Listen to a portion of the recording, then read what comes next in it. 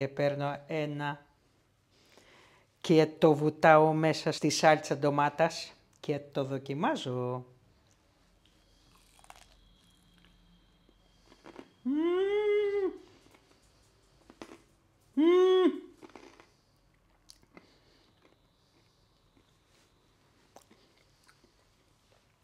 Δεν έχω λόγια. Δεν έχω...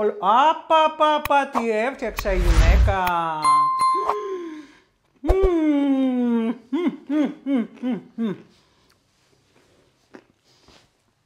Μπαλαλάικα, το μπουζούκι και πύραυλος.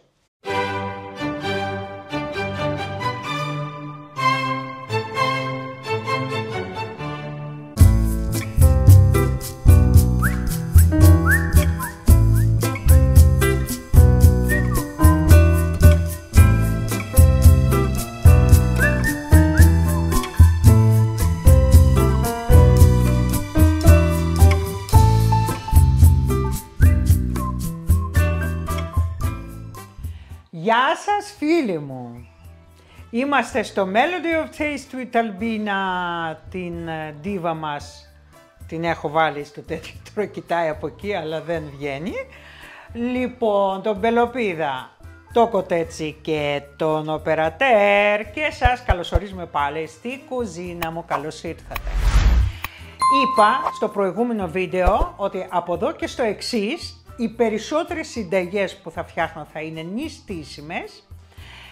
Επειδή έχω δύο πάρα πολύ καλά βιβλία με μοναστηριακές νηστίσιμες συνταγές, λοιπόν κάποιες από αυτές που μου αρέσουν εμένα θα σας προσφέρω εσάς με χαρά.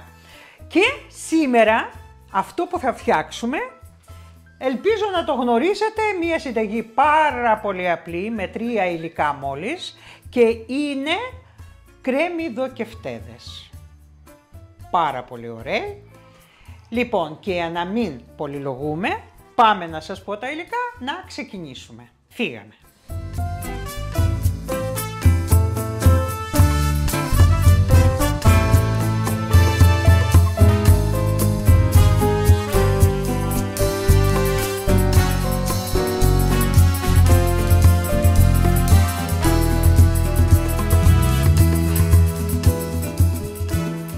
Για την σημερινή μας συνταγή θα χρειαστούμε 3 μέτρια κρεμμύδια ή 4 μικρά, 1 μέτρια πατάτα, 1 κουτάλι της σούπας καλαμποκάλευρο και 2 κουταλές της σούπας αλεύρι για όλες τις χρήσεις. Αυτά είναι τα βασικά μας υλικά. Επίσης θα χρειαστούμε 1 πρέζα καυτερή πάπρικα, 1 πρέζα αποξεραμένο σκόρδο, 1 πρέζα μαύρο πιπέρι, αλάτι και μισό κουταλάκι του γλυκού baking powder. Αυτά είναι όλα τα υλικά μας. Και για να ξεκινήσουμε θα προετοιμάσουμε το κρεμμύδι. Το κρεμμύδι ψιλοκόβουμε.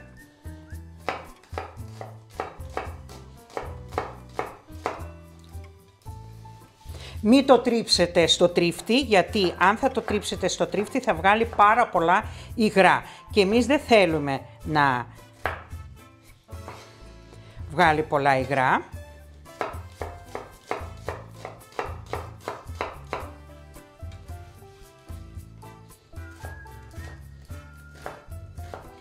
Όσο γίνεται πιο ψιλοκομμένο.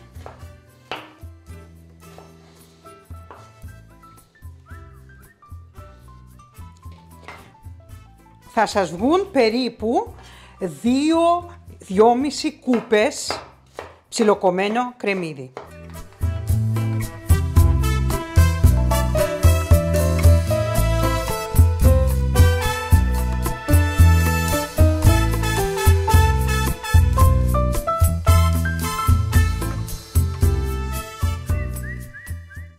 Λοιπόν, ίσως να αναρωτηθείτε γιατί δεν κόβω από πάνω την ουρίτσα αυτή, επειδή βοηθάει πάρα πολύ να συγκρατήσει το κρεμμύδι την ώρα που εγώ το κόβω τις φέτες. Βλέπετε πώς γίνεται, δεν το κόβουμε μέχρι το τέλος, μέχρι την ουρίτσα για να συγκρατήσει, να μην φεύγουν οι φέτες. Βλέπετε πώς είναι, δεν φεύγουν και έτσι με διευκολύνουν να το κόβω σωστά και να ψιλοκόβω.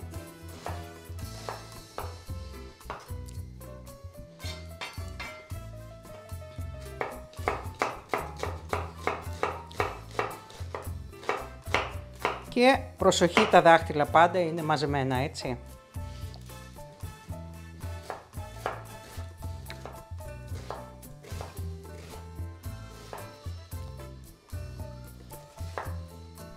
Είναι έτοιμο το κρεμμύδι μας, το μεταφέρουμε σε ένα μπολ ανάμιξης, όπως είναι.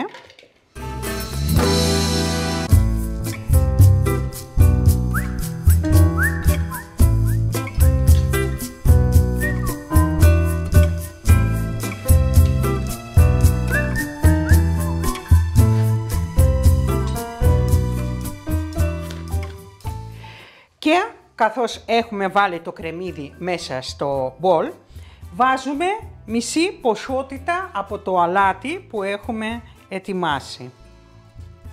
Γιατί το κάνουμε αυτό?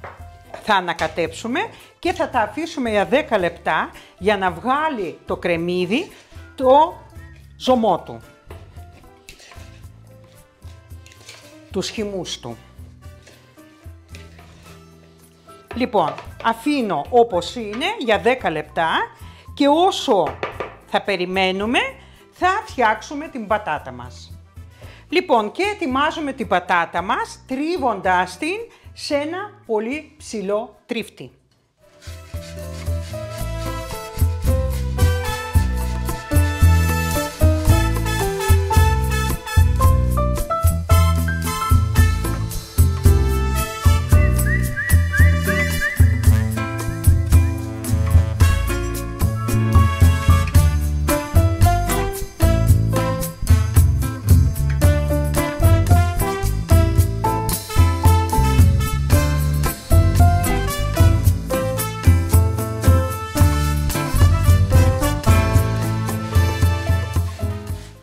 Έτοιμη και η πατάτα μας.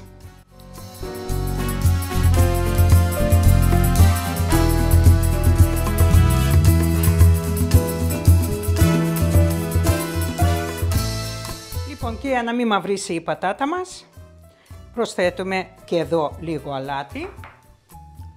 Ανακατεύουμε και περιμένουμε το κρεμμύδι μας. Λοιπόν, πέρασαν 10 λεπτά, βλέπετε ότι έχει βγάλει λίγο χυμό, έχουν βγάλει και οι πατάτες. Δεν θα το ρίξουμε, γιατί, θα σας εξηγήσω γιατί. Κανονικά στη συνταγή αυτή μπαίνει μισό φλιτζάνι γάλα. Αλλά αν θα μπει γάλα δεν θα είναι νηστίσιμο, έτσι δεν είναι? Λοιπόν, οπότε αντί για νερό, αντί για γάλα θα βάζαμε νερό. Αλλά τη στιγμή που η πατάτα έχει βγάλει το ζωμό τους, λοιπόν δεν θα χρειαστούμε άλλα υγρά, οπότε βάζουμε τις πατάτες μέσα στα κρεμμύδια μας και βάζουμε τα καρικεύματά μας. Το αποξεραμένο σκόρδο, μαύρο πιπέρι και πάπρικα καυτερή. Δεν βάζω, βλέπετε ότι δεν βάζω ακόμα αλάτι. Γιατί δεν ξέρουμε αν θα χρειαστούμε.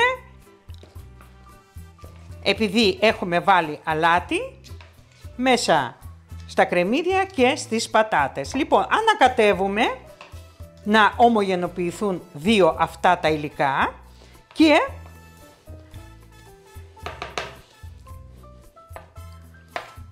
προσθέτουμε το αλεύρι. Έχουμε ένα κουτάλι της σούπας καλαμποκάλευρο και 2 κουταλιές της σούπας αλεύρι για όλες τις χρήσεις.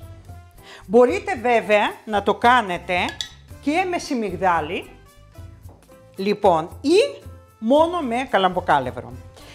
Ανακατεύω και μαζί με το αλεύρι βάζουμε μισό κουταλάκι του γλυκού baking powder.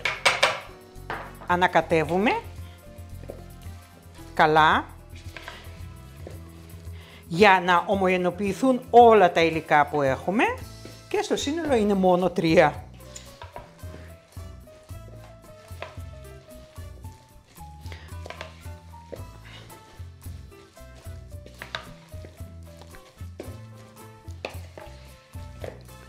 Λοιπόν, ανακατέψαμε, δοκιμάζουμε το τελικό αλάτι.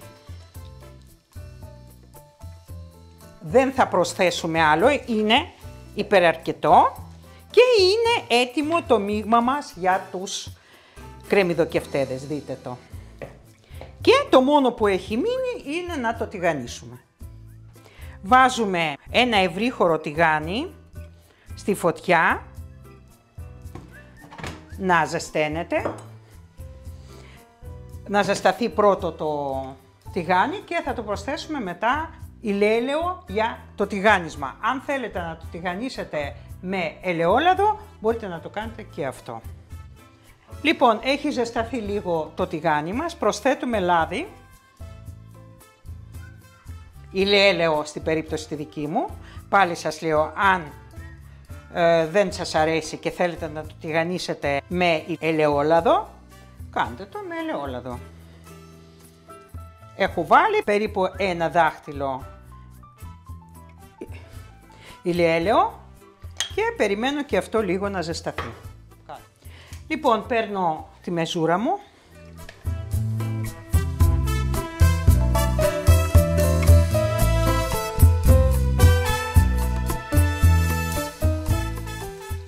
Αν θέλετε κάνετε και μικρότερα.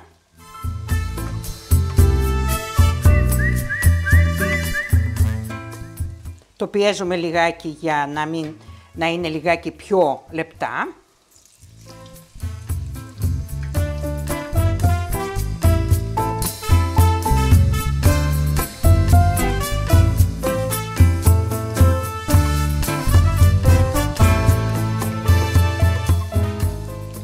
Και τηγανίζουμε 3-4 λεπτά από κάθε μεριά. Με απόσταση εννοείται.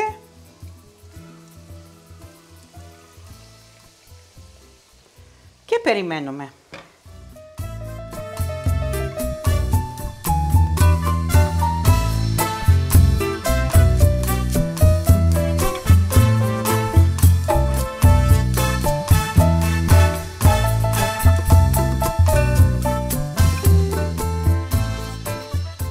Λοιπόν, εδώ ο Περατέρ μας δίνει συμβουλές, πολύ σωστές, για να καταλάβετε αν έχει ψηθεί από κάτω.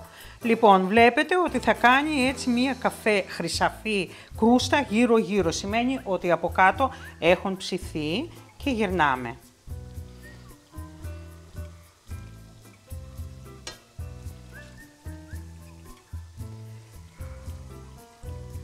Αν το θέλετε λιγάκι πιο σκουρόχρωμο, κρατήστε λίγο παραπάνω, απλά μην το κάψετε.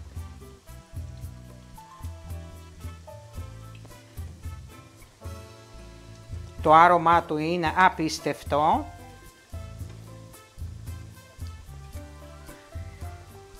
Και περιμένουμε 4 λεπτά.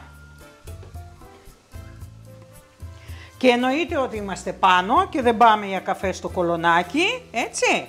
Λοιπόν, δείτε τώρα το χρώμα του, καταπληκτικό, και το βγάζουμε, εννοείται.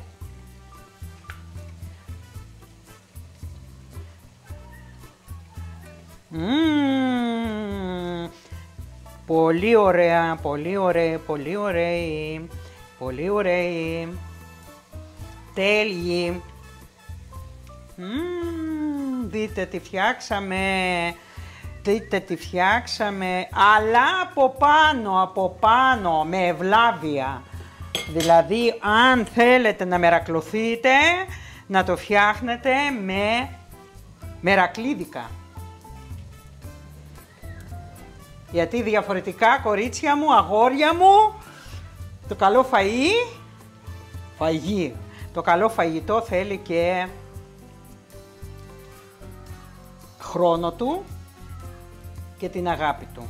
Λοιπόν, έτοιμα είναι αυτά και πάμε να βάλουμε τη δεύτερη δόση.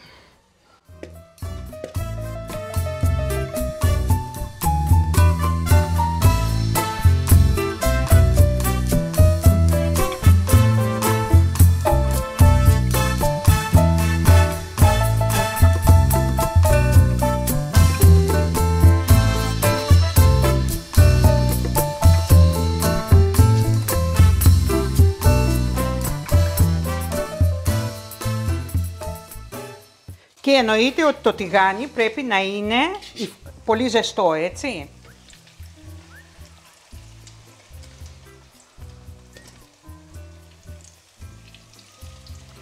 Και αν θέλετε, λοιπόν τώρα κοιτάξτε να δείτε, επειδή εξέχουν αυτά λίγο, τα μαζεύουμε, προσπαθούμε να το κολλήσουμε, αν και εμένα μου αρέσει να είναι έτσι, λίγο πιο artistic είναι. Και 4 λεπτά, ίσως, ναι, 4 σίγουρα, ίσως λίγο παραπάνω γιατί έχει και πατάτα μέσα. Λοιπόν, γυρνάμε, βλέπετε ότι εδώ έχει κάνει κρούστα. Γυρνάμε, τι ωραίο χρώμα μας έδωσε. Τι ωραίο χρώμα.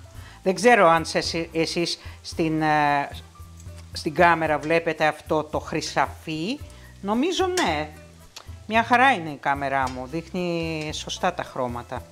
Οπότε, βέβαια σαν το ζωντανό δεν υπάρχει. Λοιπόν, οπότε κορίτσια, από αυτή την, κορίτσια και αγόρια, συγγνώμη. Λοιπόν, 4-5 λεπτά. Θέλει λίγο παραπάνω γιατί έχει πατάτα. Αυτό που ήθελα να σας πω, ότι εντάξει, βγήκαν, από αυτή την ποσότητα που σας έχω δείξει, βγήκαν 15 τεμάχια. Εννοείται ότι για μια μεγάλη οικογένεια αυτά δεν αρκούν, οπότε θα διπλασιάσετε όλα τα υλικά. Και άλλη μία συμβουλή, αν θέλετε να είναι πιο τραγανά, δηλαδή κράντσι, να κάνει κράτς στο δοντάκι, λοιπόν, το ζωμό από την πατάτα να το ρίξετε. Λοιπόν, οπότε να το έχετε υπόψη, έτσι. Λοιπόν, και συνεχίζουμε, κοντεύω. Λοιπόν, γυρνάμε, είναι έτοιμα και πάμε να τα βγάλουμε.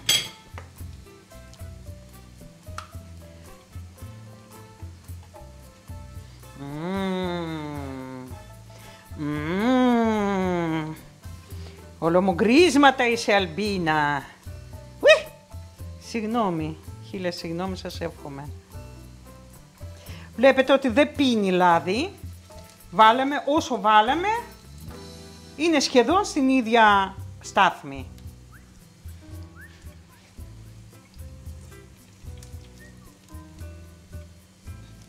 Σχεδόν, όχι ότι είναι... Δεν ρουφάνε πολύ.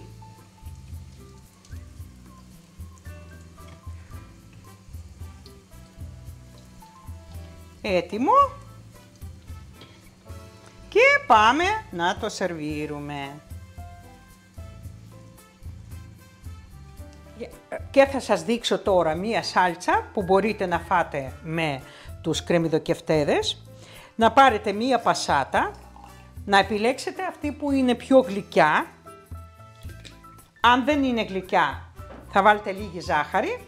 Εγώ δεν θα βάλω γιατί αυτές είναι σικιλιάνικες ντομάτες, είναι πολύ γλυκές. Και μέσα θα βάλω λίγο αποξεραμένο σκόρδο. Λίγη καυτερή πάπρικα. Λίγη πάπρικα καπνιστή.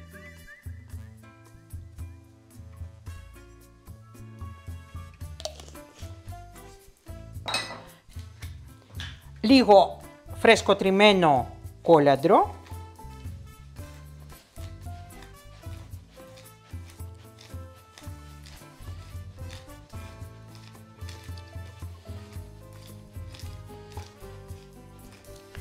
νομίζω είναι αρκετό. Εδώ έχω κόψει 2-3 κλωναράκια σέλινο. Βάζουμε μέσα.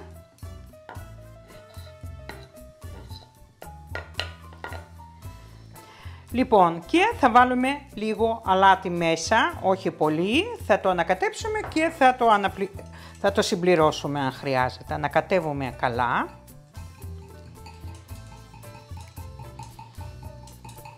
Να ανακατευθούν όλα τα υλικά που βάλαμε. Δοκιμάζουμε το αλάτι, θέλει ακόμα.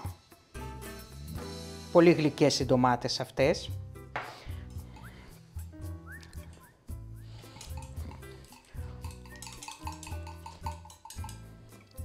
Δοκιμάζω. Είναι μια χαρά και είναι έτοιμη η σάλτσα μας. Το βάζουμε μέσα σε ένα μπολάκι μικρό.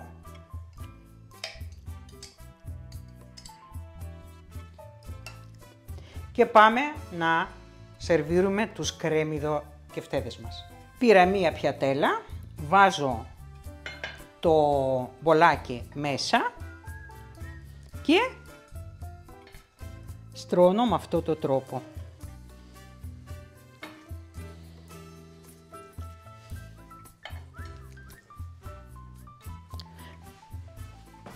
Θα το κάνω με το χέρι γιατί βολεύει καλύτερα.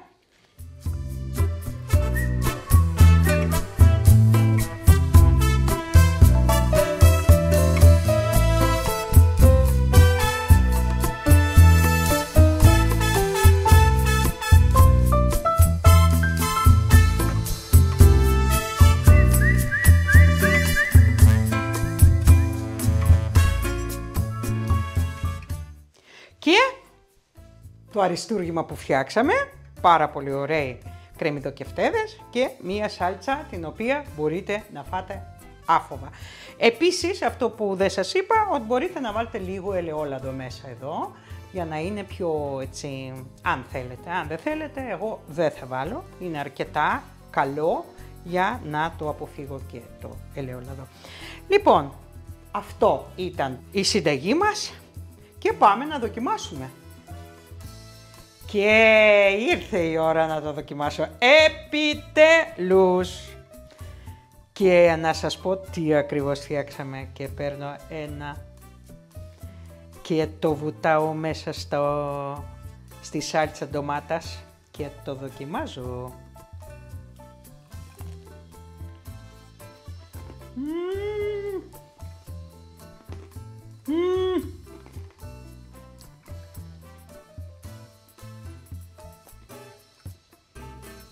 Δεν έχω λόγια. Δεν έχω... Απαπαπα, τι έφτιαξα η γυναίκα. Φτιάξτε και τη σάλτσα αυτή και θα με θυμηθείτε. Θα σας προσκυνάνε όλοι. Θα λένε respect. Κάνω άλλη μία. Απαπαπα, τι έφτιαξα.